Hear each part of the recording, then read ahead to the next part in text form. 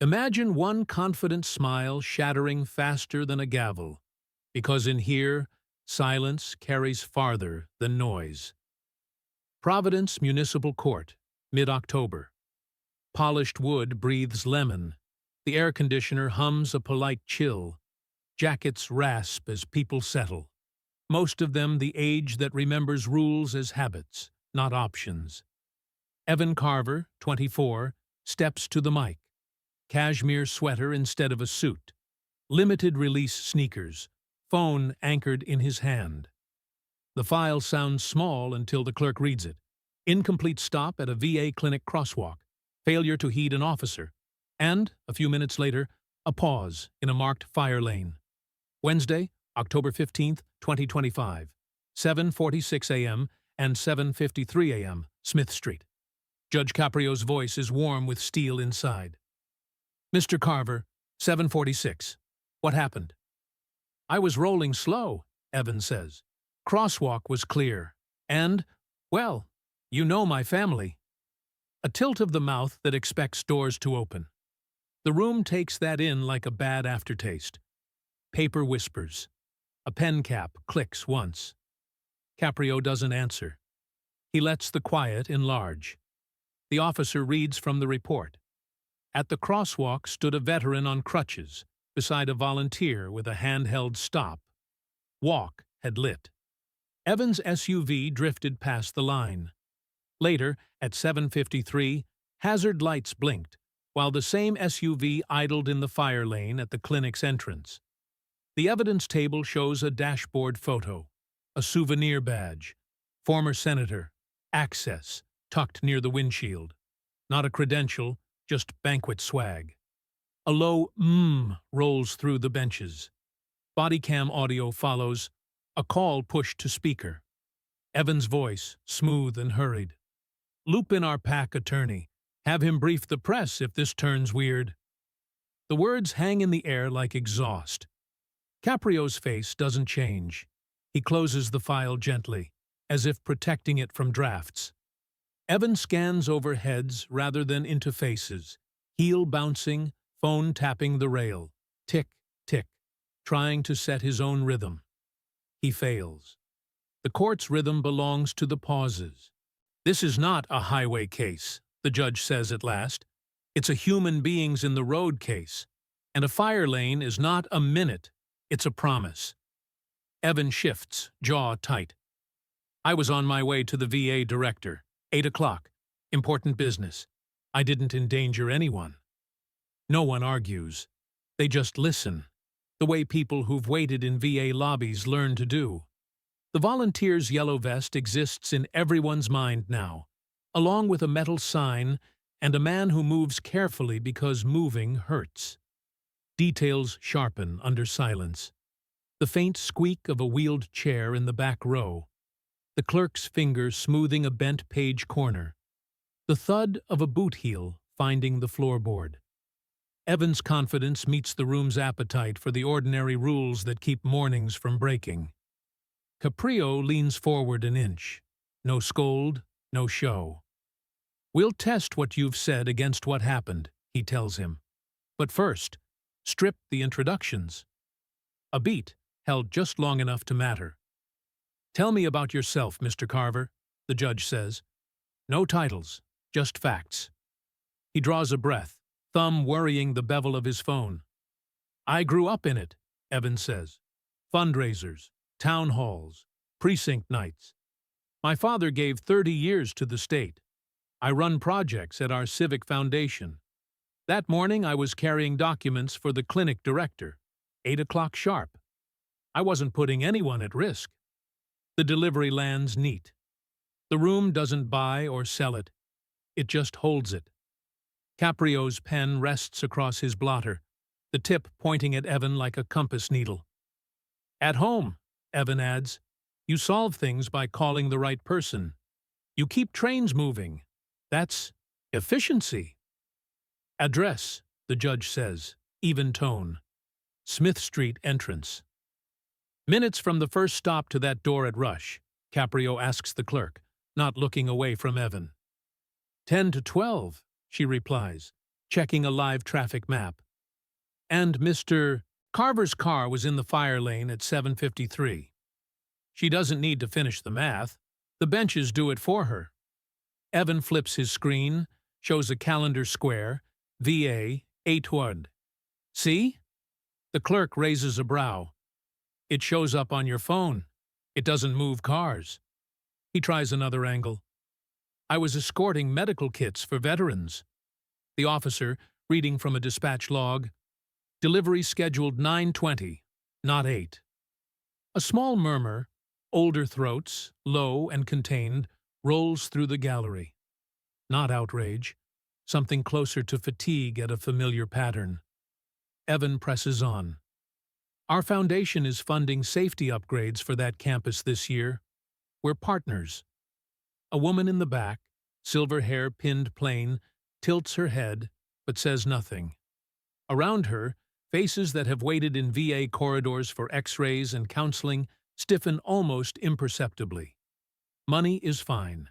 Deference at crosswalks is non-negotiable. Evan's cadence has the sheen of a boardroom deck. It frays at the edges. Minutes and addresses snag, the exacts catching his tongue. The judge doesn't fill the gaps. He pares his questions to bone. Name of the director. Dr. Holden. What changed in the schedule after 5 p.m. yesterday? A blink. Evan's mouth opens, stalls. We were still confirming. Caprio lets the pause stand until it carries its own meaning. Do you often confuse service with access, Mr. Carver? No heat, just the question laid on the table like a tool. Evan straightens. I volunteer. I meet with donors. Volunteering is time, the judge says. Access is a door. We're discussing a crosswalk. The officer's body cam remote clicks softly in his hand, a reminder of what waits to be played. The audience is mostly people old enough to have taught teenagers to brake early and to park far, if that's what keeps the ambulance lane clear. Their silence isn't approval. It's verdict deferred. Caprio nods toward the clerk. We'll move past labels, he says. Let's test the morning against the clock. The lights dip a shade. The screen wakes to a gray spine of seconds. Evan's phone finally settles on the rail, face down, as if it too is done talking. The lights dim a notch. The projector breathes to life. No speech from the bench, just a line of seconds marching across the wall. 07:46:02. The Walkman glows. A volunteer raises a handheld stop. 7:46:05. A veteran on crutches leans forward, one careful step. 7:46:07. A black SUV noses past the bar of paint.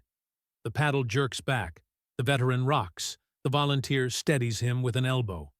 No audio on the school camera. You feel the horn anyway, in the flinch. Body cam, the officer says. The angle jumps. Clinic awning. Red fire lane letters at the curb. Hazard lights blink on the same SUV at 7:53. The driver's voice over Bluetooth. Tidy. Practiced. I'm a minute. It's state business. The clerk adds the telematics like pins on a map.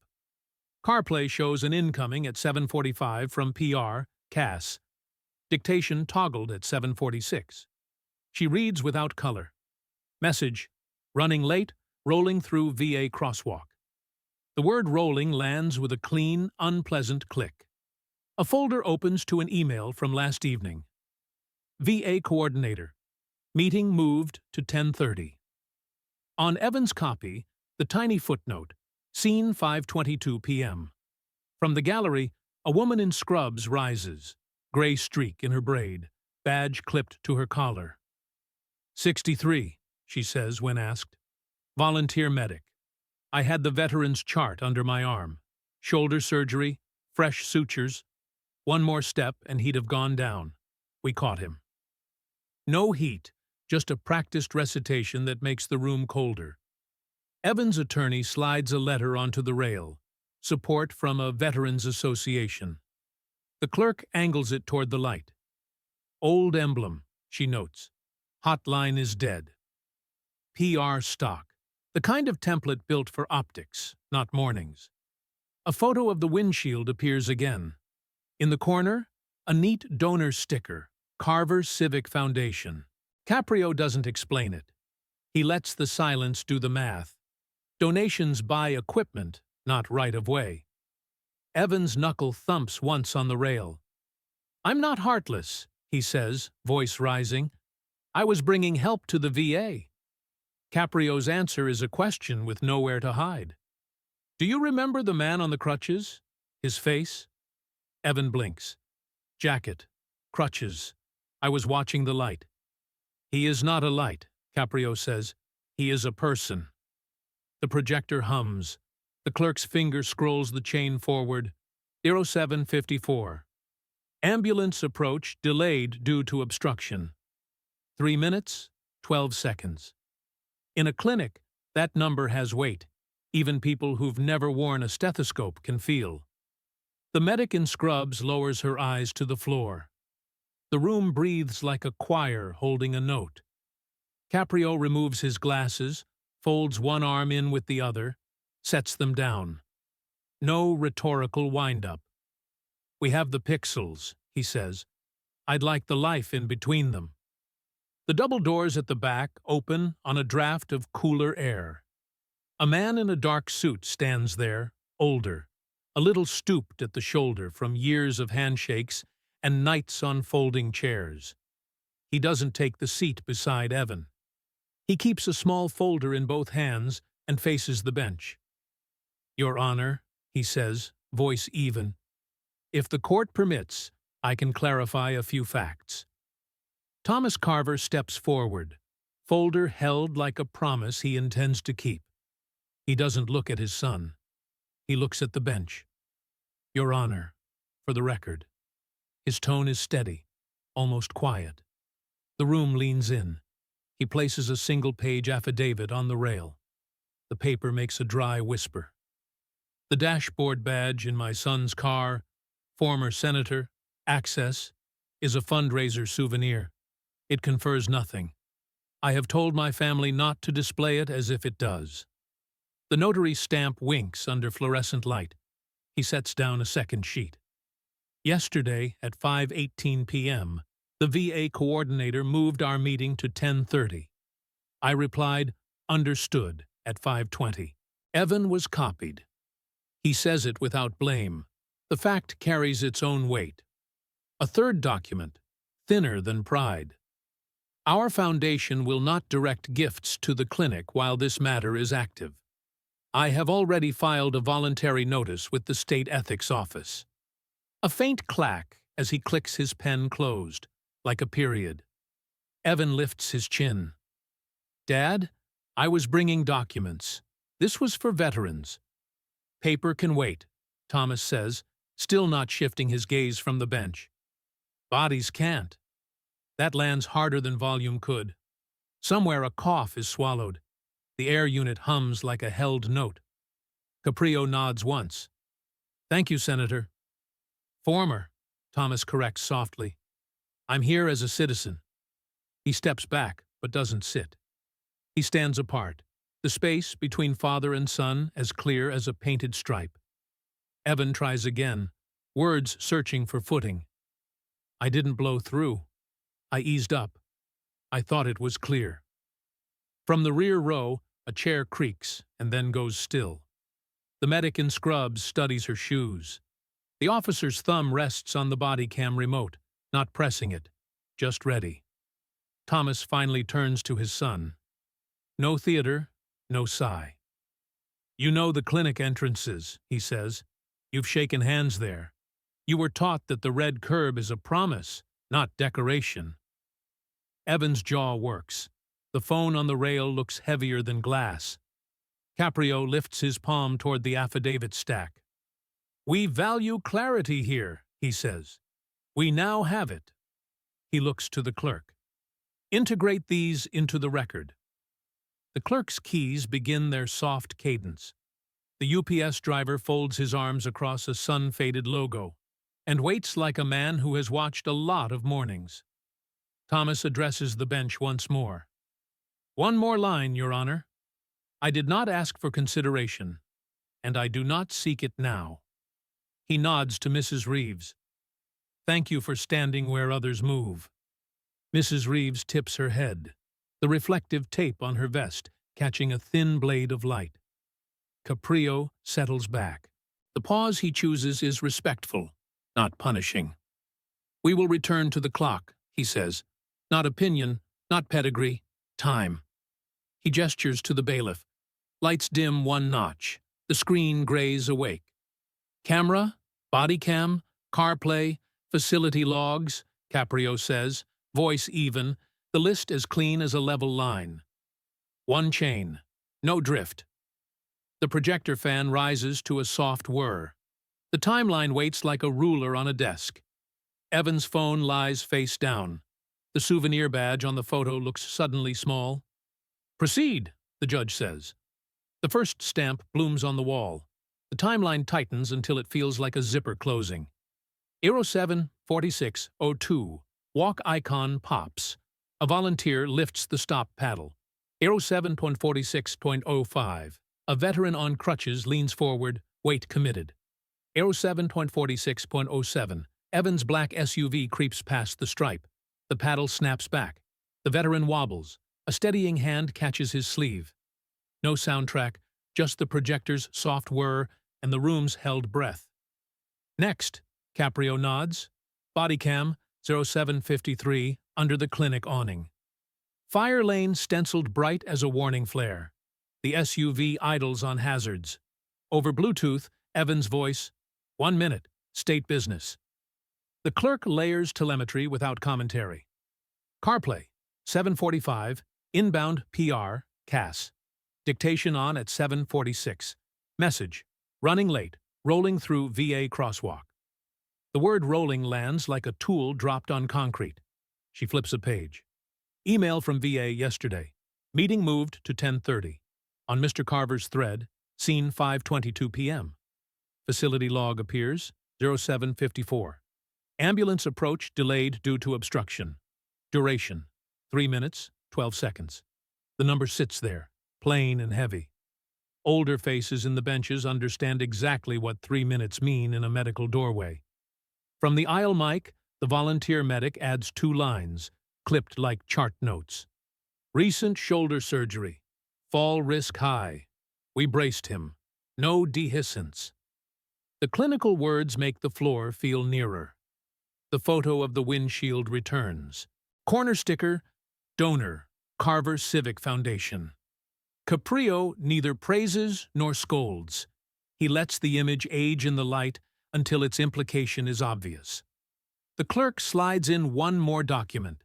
9:32 a.m., email to the PTA, subject, let's make it right, promising an extra contribution after this morning's confusion.